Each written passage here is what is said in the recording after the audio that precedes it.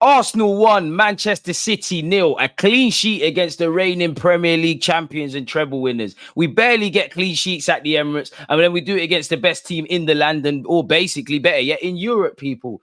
This is a dream. Somebody pinch me, somebody wake me up, people. If you told me with no Bukayo Saka and certain changes Mikel Arteta made that we would be competitive against Manchester City, let alone beat them, I'd call you a liar. But we've got it. We've played 3 top 6 sides and we're unbeaten in all of them games. We beat Manchester United and Manchester City. Spurs were fortunate to get a draw, but we'll catch you lot on the rebound. Absolute scenes. And I know all Arsenal fans over the world are ecstatic, people. Some movies.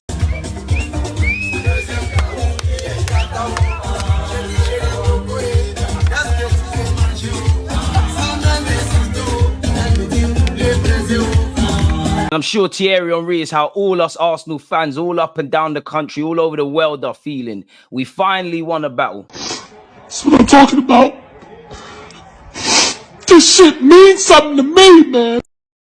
And again, you look at the statistics, really. They had 4 shots, we had 12. We had more shots on target, and in possession, there wasn't too much to go with it. We limited them to only 4 shots, which is a record low for Pep Guardiola. They had 35 final third entries and were unsuccessful in 17. Now, clearly, Manchester City weren't as fit and as fluid as they normally are, but we probably stifled them in that regards. It was a tough day for Haaland. He was on a goal drought. You weren't going to get no goals against Big William, Saliba and Gabriel. You know, again, arguably, that's one of the best centre-half duos in world football. And you can see Haaland's stats on the screen in front of me. We limited him. I do think that was naturally a byproduct of their midfield not really playing how City normally do. But who cares? Pep Guardiola has finally been defeated by Mikel Arteta. It's our first win against them in God knows how long. You know, the aggregate score is still 12-1, but it's nice that we've changed things. Mikel Arteta showed some big bollocks yesterday, if I'm honest, with all the decisions he made. The manager was up to something. You know, they said, what's he doing starting Jorginho? Are you not starting Partey? Maybe Havertz up front. He moved Jesus to the right-hand side. Martinelli was not fully fit. We had no Bukayo Saka. But Mikel Arteta was cooking and his coaching staff were cooking. And he got everything right, from the starting players to the subs, people, coming like the Avengers. Big up Tomiyasu as well, really, because, again, he is one of our most important players. And you saw him moving like Jordi Alba, running up and playing up front. Shows his versatility. And that goal was poetic, man. You know, from Partey to Havertz, you know, for the touch, and then Martinelli, all the subs connected. And Mikel Arteta bigged him up, really and truly. Mikel Arteta got his changes spot on. I know he had to make a change with Trossard, but everything went to plan for Mikel Arteta. They would have thrown him to the wolves had these decisions went wrong. But yeah, and I think I speak for everyone. Gabriel Martinelli, what a player. His desire, his commitment, his passion will see this guy reach more heights than some players that are way more talented than him, quote unquote. He told Mikel Arteta from weeks ago, I'm going to be ready for City. I'm going to be ready for City. And he was. And it was absolutely amazing to see what he did and actually how he played. And we're actually unbeaten in games Martinelli scores, people. I never knew that until then. I used to pray for times like this.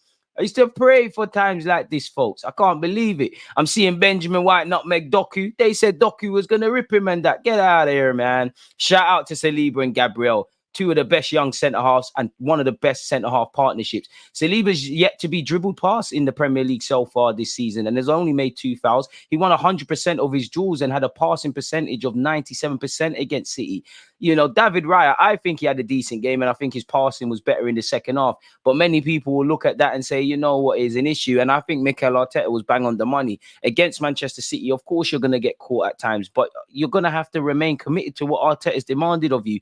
And I think Raya was nervous in the first half, or initially. Second half, he got with it. Obviously, the Alvarez moment was probably the scariest, and we've kept a clean sheet. End of the day, it's always nice to pick up clean sheets. Now, again, as I was saying, with Manchester City, they're going to close the passing lanes. They're a very good team on the ball. They're effing fantastic off it. Naturally, they're going to press. They're going to limit the passes. And naturally, a lot of the time, Raya is going to have to go out wide. Pep Guardiola also praised his fellow countryman in Raya. You know, again, I did think his passing improved in the second half for Jesus. There were a couple of, in my opinion, overconfident passes from him into the middle. But typically in our build-up play, this was to be expected. There was one time he kind of sold Rice short and passed it to him when he was in issues. But again, you have to keep doing it. You have to be a passing team when there's every reason to be nervous against a team like City.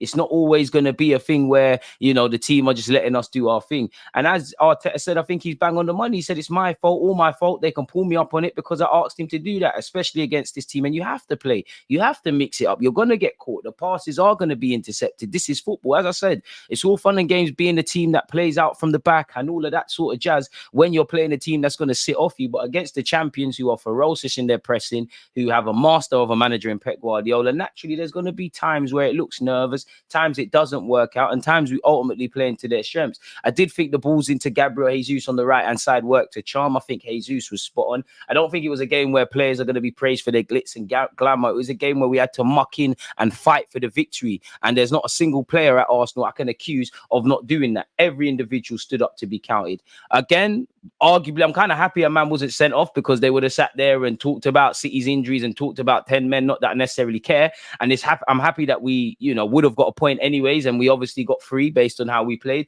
How Kovacic wasn't sent off, I don't know. The first tackle on Odegaard, I believe, is a straight red. Fair enough if you don't think that's a straight red. I'm willing to say whatever in it. Cool, it's not a red.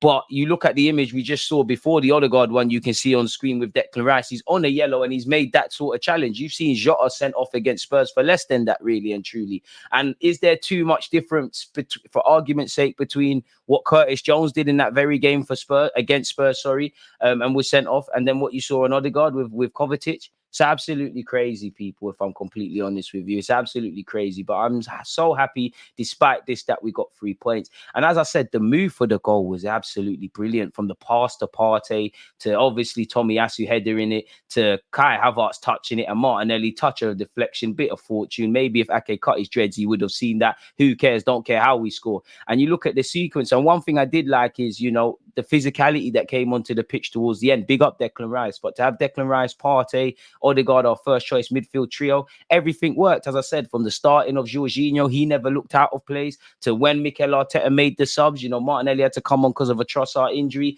and obviously the impact is in Partey, Tomiyasu, Kai Havertz, and whoever. I'm so happy I can't even remember. So everything works, but we can't get excited. We need to keep working and make this a minimum now.